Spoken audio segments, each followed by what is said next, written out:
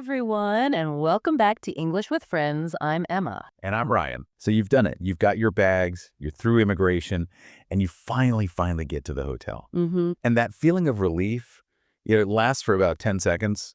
Then you see the front desk and realize, oh, I have to have a real conversation right now. When you're completely exhausted, it's that final barrier, isn't it? It stands between you and, well, a shower and a comfortable bed. Exactly.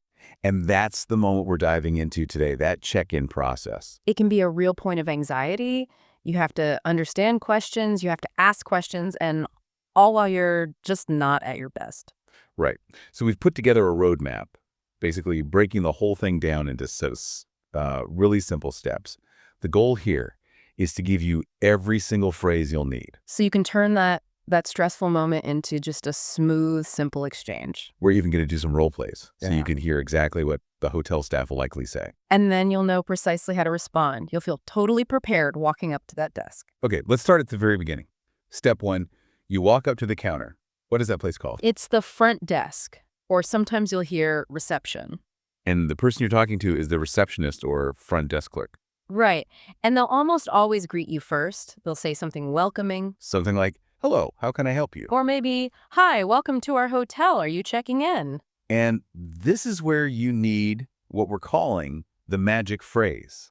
It's the one sentence that defines your entire purpose for being there. It's so simple. Either, hello, I have a reservation. Or even just, hi, I'd like to check in, please. That's it. That's the whole first step. It is. So let's do a little role play right now. I'll be the clerk. You be the traveler who just walked in. Okay, sounds good. I'm ready.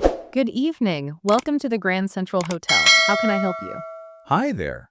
I'd like to check in, please. Okay, and that leads us straight to the next logical step, finding the booking. Right. They need to know who I am. Exactly. So the clerk will immediately ask for a name. Something like, certainly, what name is the reservation under? Or maybe a bit more direct, like, may I have your last name, please? And your response is just as straightforward. It's under Jones. Or, my last name is Jones. Okay, but what if it's a huge hotel or you have a really common name? That's a great point. That's the one little complication. They might ask for a confirmation number. Ah, so you need that booking email ready. Always have it on your phone or, a printed copy. Then you can just say, here is my confirmation number. Okay, let's add that to the role play. So you just welcomed me. Right. So, are you checking in? Yes, I have a reservation. Certainly. And what name is that under? The last name's Jones. Okay, Jones. I have a few here. Just to be sure, do you have your confirmation number handy? I do, yes. Yeah. One moment. Okay, it's 8675309. Perfect. That leads us right into step 3, the documents. Once they find you in the system, they need to verify it's really you. Exactly. They'll ask for 2 things. Your ID, which is usually your passport if you're traveling internationally, and a credit card. The request will be really direct, right?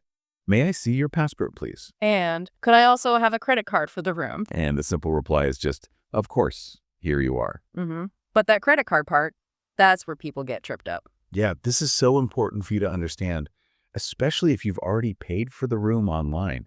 You think, why do they need my card again? Right. And it's for something called incidentals. It's a key hotel word. So what are incidentals? It's just a term for any extra charges you might put on your room.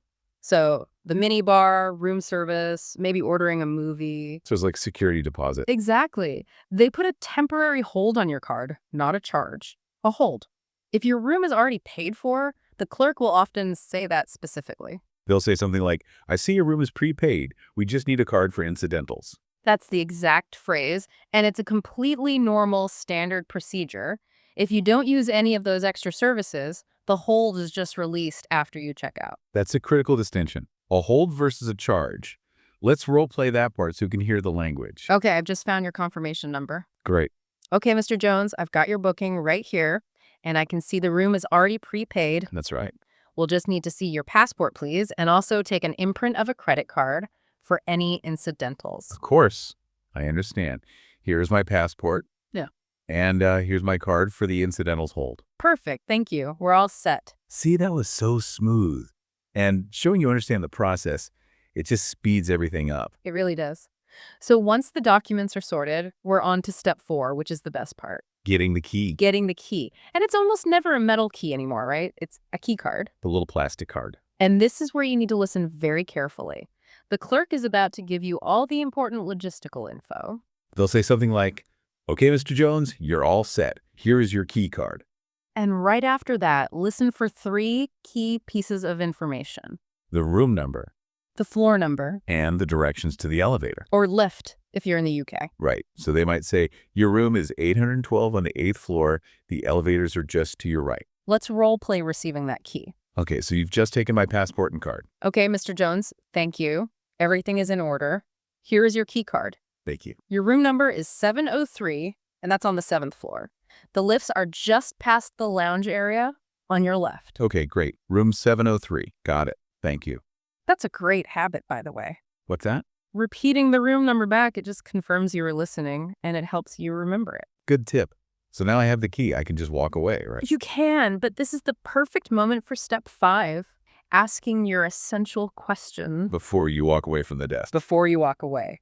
This is your best opportunity. There are 3 things you should probably confirm. Okay, what's question number 1? Wi-Fi. Always asked about the Wi-Fi. How do I connect? Or what's the Wi-Fi password? Good one. Don't assume it's something obvious. Okay, question 2. Breakfast. If it's included in your rate, you need to know 2 things. What time it's served? And just as important, where it's served. It might be on a different floor. Smart. Okay, and the third essential question. Checkout time. Just a simple, what time is checkout? It saves you from a frantic rush the next morning. Okay, so let's do one last role play. Yeah. You just handed me my key card for room 703. I have. Great. Thank you so much. Before I go up, I just have a couple of quick questions. Of course. First, how do I get onto the Wi-Fi? The network is called Hotel Guest, and the password is on this little folder for your key card. It's Welcome Home 24. Okay, well, go home 24. Perfect. And my booking includes breakfast. Can you tell me the times and location for that? Certainly, breakfast is served from 6:15 to 10:00 a.m. in our restaurant, the Garden Terrace, which is on the ground floor right over there. Fantastic. And last thing, what time is checkout? Checkout is at 11:00 a.m. 11 a.m. Perfect. Thank you for all your help. To see a completely thorough exchange. Now you have all the info you need. But, things can still go wrong. So that brings us to our final step, step 6, troubleshooting. What if? Right. The most common what if is the missing reservation. The nightmare scenario. You get there and they say, "Sorry, we don't have you in the system." The key is don't panic, stay polite. And this is where that confirmation email is your absolute best friend. Right. So you just say something like, "Oh, really? I have my confirmation email right here." The number is. Exactly. Or could I show you the email? That almost always solves the problem instantly. It might just be a typo in the name. Okay, what about the second scenario? You get all the way up to your room and the key doesn't work. Ugh, the worst. Or maybe you get in and the room hasn't been cleaned. Right. What do you do then? You just go back to the front desk politely and you state the problem clearly. "Excuse me, I'm having a problem with my key card. It doesn't seem to be working." Or, excuse me, I'm in room 703 and it looks like it hasn't been serviced yet. Their job is to fix these things for you, and they will. Immediately. It seems like the core idea through all of this is just knowing these few specific phrases. It is. The confidence comes from having the script ready in your head. So let's distill this whole deep dive for you, the listener. Let's lock in those 6 steps one more time. Okay. 1. Walk to the front desk. 2. Say your magic phrase, I have a reservation. 3. Give me your last name and have that confirmation number ready. 4. Hand over your passport and credit card, and remember that card is for incidentals. 5. Get your key card and listen carefully for that room number in the floor. And finally, 6. Ask your questions. Wi-Fi, breakfast, and checkout time. And that's it. You're now equipped to handle that whole process like a seasoned pro. The transaction is over, the stress is gone. So here's something to think about. You've successfully navigated the check-in, you've claimed your space. The practical part is done. It's done. Now what? What's the very first thing you're going to do? Are you the person who immediately crashes on that big comfortable bed? Or are you the person who throws on a swimsuit and goes to find the hotel pool? The first hurdle is cleared. The rest of the stay is all yours. That's it for today. If you enjoyed this video, make sure to like this video and subscribe our channel to never miss another video like this so that you can take your English to the next level.